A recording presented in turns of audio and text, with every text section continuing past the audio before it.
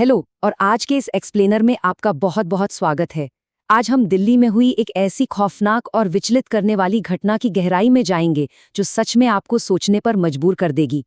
देखिए, ये सिर्फ एक आम लोकल क्राइम की कहानी नहीं है, ये उस गहरे क्षेत्रीय ध्रुवीकरण यानी रीजनल पोलराइजेशन की कड़वी सच्चाई है जो हमारे राष्ट्रीयकीकरण को अंदर ही अंदर खोखला कर रहा है।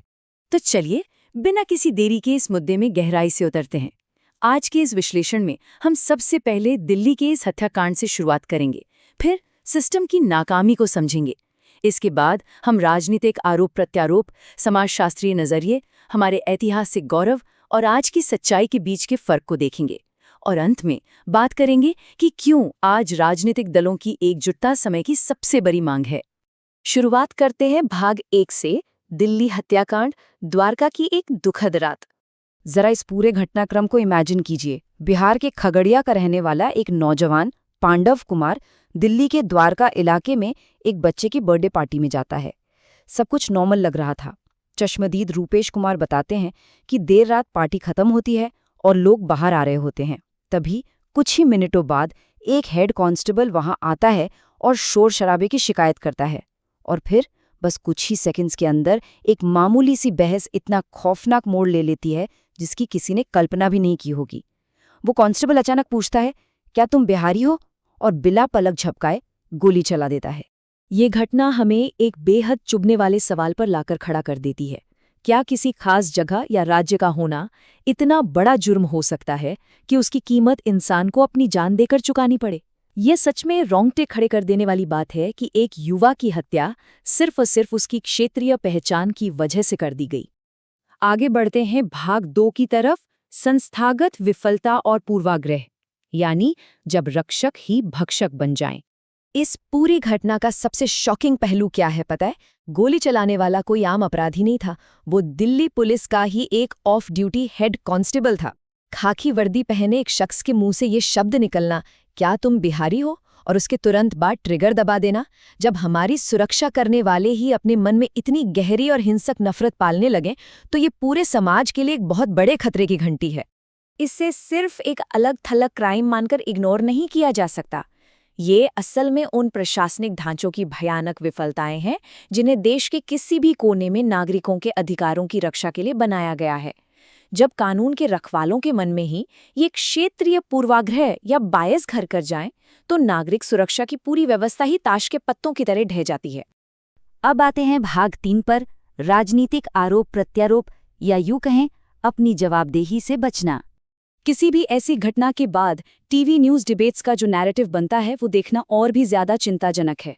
एक तरफ सत्ता पक्ष का तर्क होता है कि महाराष्ट्र, बंगाल या तमिलनाडु जैसे राज्यों में विपक्ष के गठबंधन जानबूझकर क्षेत्रीय नफरत को बढ़ावा दे रहे हैं। वहीं दूसरी तरफ विपक्ष का आरोप होता है कि सत्ता पक्ष स्थानीय स्तर पर रोजगार पैदा करने में पूरी तरह फेल रहा है और राष्ट्रीय स्तर पर बांटने वाली राजनीति कर रहा है। टीवी डिबेट्स किस तरह उन्होंने क्या किया वाले तर्कों के जरिए एक त्रासदी को राजनीतिक हथियार बना देती हैं, ये इसका एकदम सटीक उदाहरण है। और इस सारे राजनीतिक शोरगुल में एक आम प्रवासी के अधिकारों की बात और जवाबदेही पूरी तरह से दबकर रह जाती है। और ये राजनीतिक बहस एक बात बिल्कुल साफ कर देती है कि ये नफरत सिर्फ राजधानी दिल्ली तक सीमित नहीं है। डिबेट्स के दौरान महाराष्ट्र, तमिलनाडु, पंजाब, पश्चिम बंगाल और गुजरात जैसे कई राज्यों के नाम क्षेत्रीय तनाव के उदाहरणों के तौर पर उछाले गए। साफ है कि ये एक बहुत ही व्यापक और सिस्टमैटिक समस्या है जो पूरे देश के एकीकरण को सीधे तौर पर चुनौती दे रही है। चलिए अब रुख करते हैं भाग 4 का, एक समाजशास्त्रीय दृष्टिकोण, यानी क्यों हमारा राष्ट्रीय एकीकरण खतरे में है। इस मुद्दे को राजनीतिक शोर शराबे से बाहर निकालकर एक निष्पक्ष अकादमिक नजरिए से समझने के लिए जाने माने समाजशास्त्री डॉक्टर संजय कुमार का विश्लेषण बहुत अहम हो जाता है। उनका सीधा सा तर्क है कि असली समस्या एक पूरी क्षेत्रीय पहचान का गाली के रूप में नॉर्मलाइज हो जाना है। जब किसी एक क्षेत्र का नाम ही एक अपमानजनक शब्द बन जाए तो उस गहरे पूर्वाग्रह का समाज पर जो असर होता है वो बेहद विनाशकारी होता है। डिबेट के दौरान समाजशास्त्री ने एक बड़े राजनेता की एक बेहद हैरान करने वाली और संवेदनहीन टिप्पणी की भी कड़ी निंदा की। बयान था, मार दिया तो मार दिया। जरा सोचिए इस बारे में। ये वाक्य सीधे तौर पर दिखाता है कि प्रवासियों के खिलाफ होने वाली हिंसा को लेकर हमारे नेतृत्व के एक बड़े हिस्से में सहानुभूति या एम्पैथी की कितनी भारी कमी है।